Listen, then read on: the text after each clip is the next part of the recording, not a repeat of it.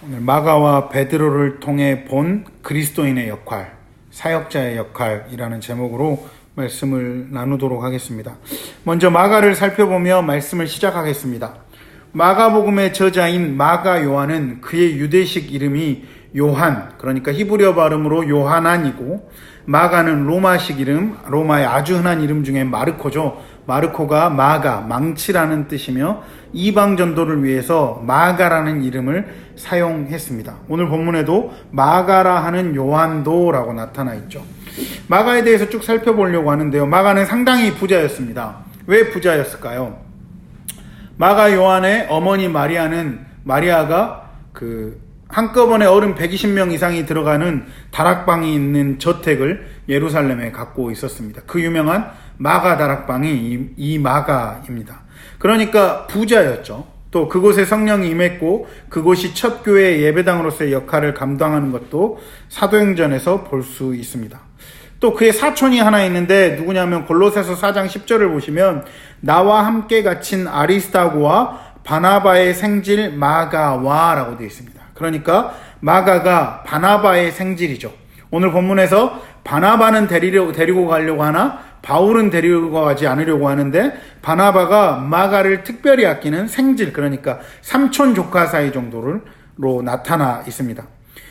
레위 출신의 바나바와 마가가 인척 관계에 있었다는 것은 마가에게 신앙적으로 많은 도움이 되었을 것이고 바나바를 많이 의지했을 것입니다.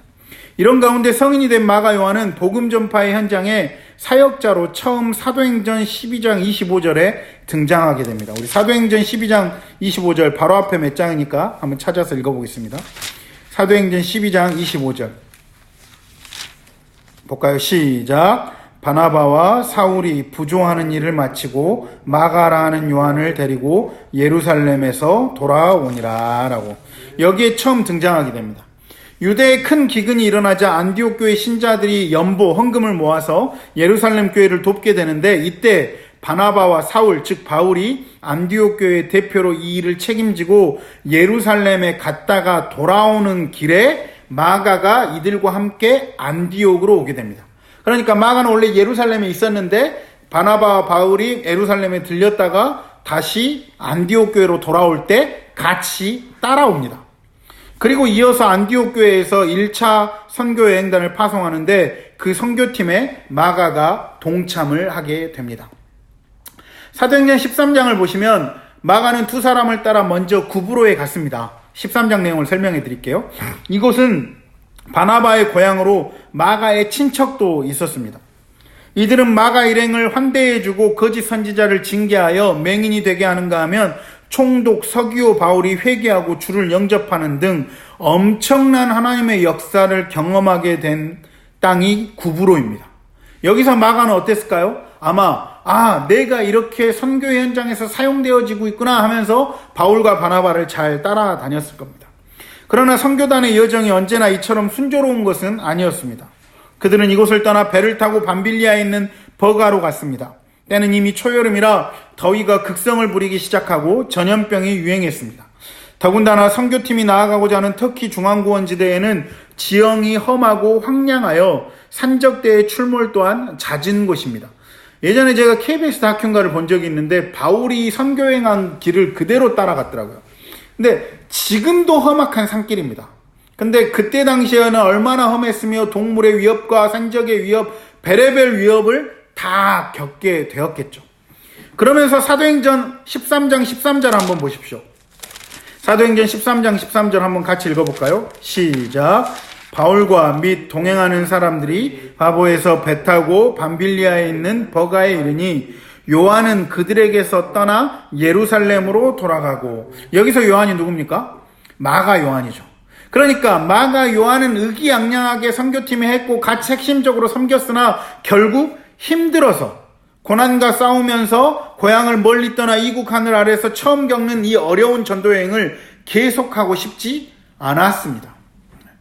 우리가 조금 예측해보면, 성경에 정확한 내용은 없지만 어떻게 보면 인생의 경험을 쌓은 바울보다는 이 바울과 함께 동행하는 것 자체가 약간은 마가 요한이 신앙도 좀 어린 것 같고, 여러 가지로 어렸기 때문에 버리고 돌아가 버렸다는 거죠. 그는 이제 이들 일행과 헤어져서 예루살렘의 가정으로 돌아오게 됩니다. 마가 요한은 온실에서 순탄하게 자란 화초와 같아서 아름답기는 하지만 신앙의 연단을 받은 적이 아직 없었던 걸로 추측이 됩니다. 그래서 그에게는 어려움을 이겨낼 힘이 아직은 없었던 거죠. 마가는 그 후 계속해서 들려오는 거룩한 순교자들의 소식과 또한 용감한 사도들의 소식을 들을 때마다 어려운 환경 앞에서 무기력했던 자신의 모습이 한심스러웠을 것이고, 아마도 이 실패를 통해서 하나님을 더욱더 붙잡는 훈련을 했을 겁니다. 생각해 보세요. 자기는 선교팀이 너무 힘들어서 버리고 돌아왔어요.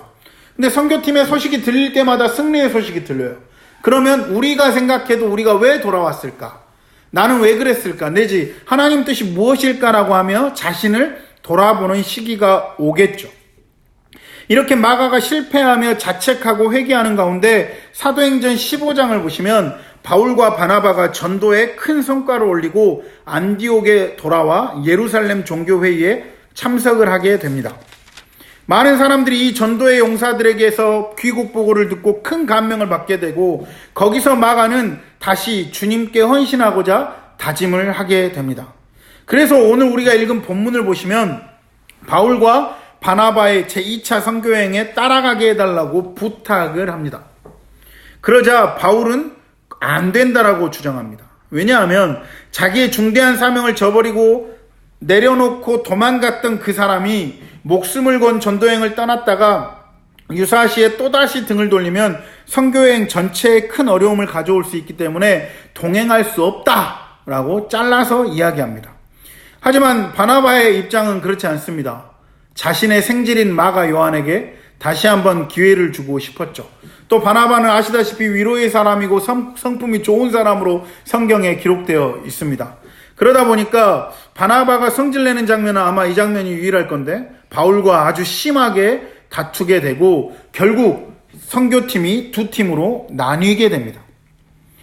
그래서 바울은 실라를 데리고 수리아와 길리기아 방면으로 떠났고, 바나바는 다시 마가를 데리고 구브로로 향하고 있습니다. 이후 마가 요한의 행적은 사도행전에 나타나지 않습니다. 아시다시피 바울 중심의 선교가 기록되기 때문이죠. 그러나 바나바의 선택은 기대에 어긋나지 않게 됩니다. 이건 마가가 다음에 나타나는 성경을 찾아보면 우리는 쉽게 알 수 있습니다. 그의 이후 행적은 바울 서신에서 찾아볼 수 있는데, 골로새서 4장 10절을 한번 보십시오. 재밌습니다. 골로새서 4장 10절입니다. 한번 찾아볼까요?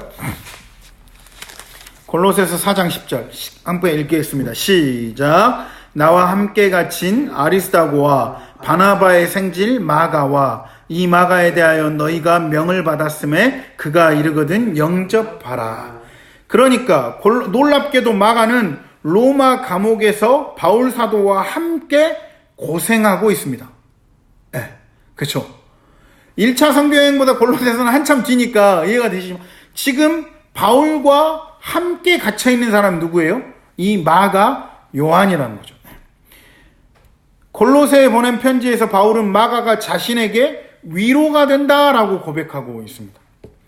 같은 시기에 빌레몬에게 보낸 편지에도 바울은 다른 동역자와 함께 마가의 안부를 전하고 있음이 발견됩니다.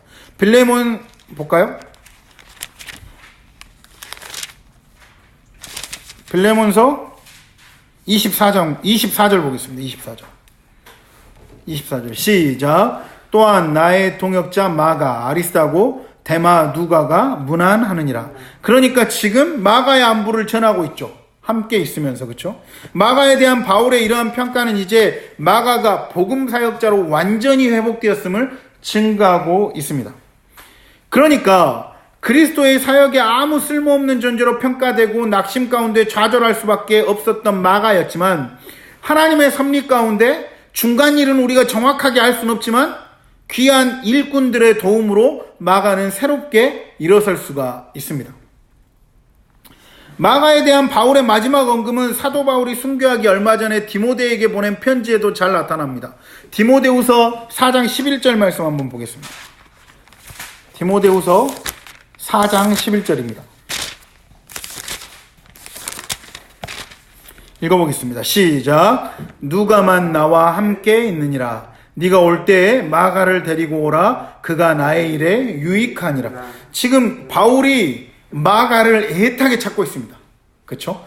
2차 선교여행 때까지만 해도 나 너랑 못 가. 바울의 성질답게 단칼에 잘랐던 마가 요한이 이제는 바울에게 있어서 없어서는 안 될 인물. 그러니까 나의 일에 유익하니까 마가 꼭 데리고 와라 라고 부탁할 정도로 마가 요한의 위치가 바울에게 꼭 필요한 사람으로 바뀌어가고 있습니다. 그럼 어떻게 이런 일이 일어날 수 있었을까요? 그렇죠? 우리가 헤어지게 된 계기와 만난 이야기를 지금까지 살펴봤습니다. 그럼 뭐가 없어요 지금? 중간 이야기가 없죠. 마가가 언제 변했으며 도대체 어떻게 됐는지 중간 이야기가 없습니다. 실은 마가가 이런 변화가 일어날 수 있었던 이유 중에 하나가 베드로입니다. 베드로전서 5장 13절 한번 보십시오. 또 뒤로 가볼까요? 베드로전서 5장 13절. 자, 한번 보겠습니다. 베드로전서 5장 13절 시작. 택하심을 함께 받은 바벨론에 있는 교회가 너희에게 문안하고 내 아들 마가도 그리하느니라. 여기서 내 아들 마가라고 베드로가 부릅니다. 실제적으로 아들은 아니죠. 근데 아들이라고 표현합니다. 그러니까 마가는 베드로 사도가 아들처럼 아끼는 제자였습니다. 마가는 역사가들에게 1세기의 역사가들의 기록에 의하면 마가는 사도 베드로의 훌륭한 통역관이자 동역자였습니다. 실은 베드로는 유대 출신으로 히브리어는 좀 잘했으나 헬라어는 익숙지 않았던 사람입니다. 그래서 통역관으로 마가가 가게 되죠. 물론 베드로가 나중에는 익숙해지지만 베드로도 나중에 바울 사도와 같이 이스라엘을 떠나 로마를 비롯해 이방 세계에 복음을 전하게 되는데 이때 마가가 베드로와 동행하면서 베드로의 복음 사역을 결정적으로 도왔습니다. 마치 바울 사도에게 디모데가 있었던 것과 비슷한 위치였죠. 이후 마가의 재능과 신앙은 성령님에 의해서 더욱 크게 자라나 마가복음이라는 위대한 복음의 증거를 우리에게 남겨줍니다. 마가복음은 사복음서 중에 우리가 알기로는 가장 먼저 기록되었으며 사복음 중에서 그 기사의 순서가 정확하여 그리스도 예수님의 생애를 파악하는 토대로 사용되고 있습니다. 간결하지만 그 필치가 예리하고 변화가 많고 생동감이 넘칩니다. 마가가 이러한 복음서를 쓸 수 있었던 원인이 누구일까요? 베드로죠. 그러니까 베드로가 예수님을 따라다니면서 있었던 일을 마가에게 그대로 순서로 전해줍니다. 그걸 마가가 마가복음으로 쓰게 되죠. 마가는 AD 30년에서 65년 사이에 베드로가 행한 예루살렘에서 로마에 이르는 전도사역의 초기부터 끝까지 그와 함께하면서 베드로가 전하는 바를 상세히 기록했던 것이죠. 그래서 마가복음이 짧으면서도 비교적 상세히, 베드로에 대해서는 비교적 상세히 기록되어 있습니다. 특별히 베드로의 흠에 대해서 잘 기록되어 있음을 알 수 있습니다. 재밌죠? 이것도 굉장히 재밌어요. 왜요? 베드로가 일러준 대로 마가복음을 쓰기 시작하는데 베드로의 흠이 많다. 무슨 흠일까요? 베드로는 그 흠을 부끄러워하지 않았다는 거예요.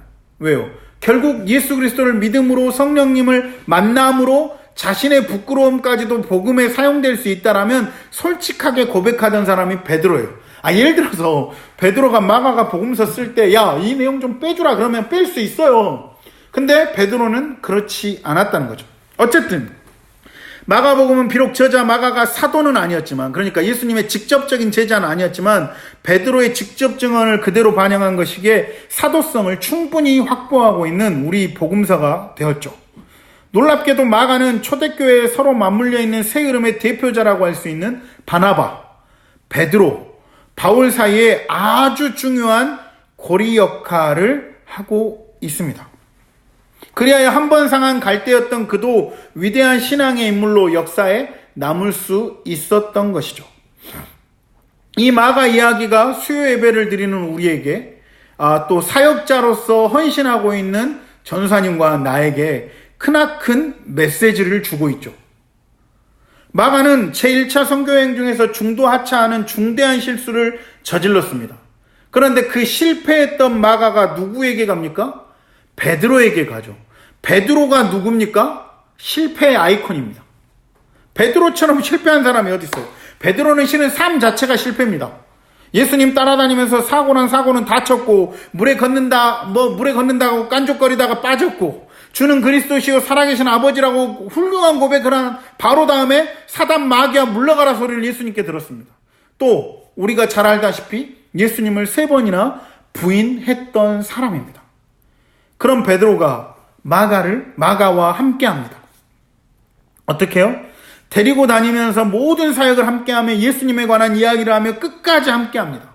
그러니까 베드로의 보살핌을 받은 마가는 앞에서 살펴본 대로 비록 실패했지만 주님 품으로 돌아와 마가의 사역을 마무리함을 볼 수 있습니다.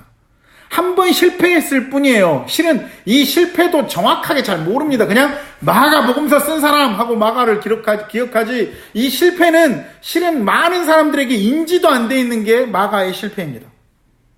우리도 마찬가지죠. 우리가 베드로의 역할을 감당해야 합니다. 우리도 실패했었습니다. 아니요. 실은 지금도 실패합니다. 멀쩡해 보이지만 멀쩡하지 않은 게 우리 사역자의 모습입니다. 그래도 우리가 주님을 붙잡고 사는 건 주님이 함께 하심을 알기 때문이죠. 또 베드로와 같이 실패했을지라도 감싸주시고 성령님이 함께 해주셔서 변화시켜 주시는 분이라는 걸 알기 때문에 우리가 베드로 같을지라도 사역자로 감당하고 있는 거죠. 우리가 베드로처럼 마가와 같은 우리 제자들, 또한 우리 성도들, 또 우리 학생들에게 주님의 뜻을 알려주고, 주님을 잘 모른다면 주님을 알려주고, 실패하여 낙심했다면 다시 일으켜 세우는 사역자가 되어야 될 줄로 믿습니다. 이거는 꼭 우리 같은 사역자가 아닐지라도 그리스도인이면 누구라도 이 일을 해야 합니다. 우리 주변 성도가 혹시 낙심해서 실패해서 넘어져 있다면 가서 위로해주고 기도해줘야 되는 것이 그리스도인의 역할이고, 또 예수님을 몰라 죽어가고 있는 사람들이 있다라면 나도 그랬었는데 예수님 믿으니까 바뀌더라 내 인생이라고 전해줘야 되는 베드로와 같은 역할을 감당해야 되는 것이 우리라는 것이죠. 우리도 베드로와 마가와 같이 실패했습니다. 지금도 실패합니다. 그럼에도 불구하고 하나님께서 사용하시겠다라고 먼저 불러주셨으니 이제 우리가 그 역할을 감당해야 됩니다. 그래서 교회를 일으켜 세우고 또 하나님과 동행하며 우리도 실패하지 않고 끝까지 주님 붙잡고, 우리와 함께 사는 사람들도, 함께하는 사람들도 끝까지 주님을 붙잡는 주님의 교회의 사역자가 되시기를 주님의 이름으로 축원합니다. 기도하겠습니다.